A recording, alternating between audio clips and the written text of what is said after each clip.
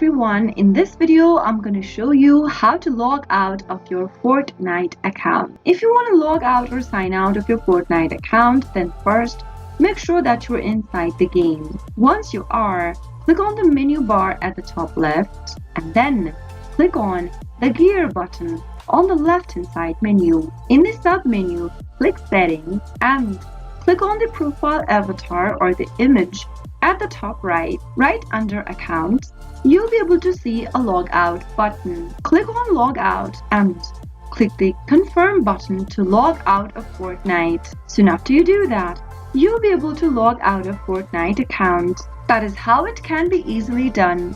If you found the video to be helpful, go ahead and give us a thumbs up. Don't forget to subscribe to the channel by hitting the subscribe button.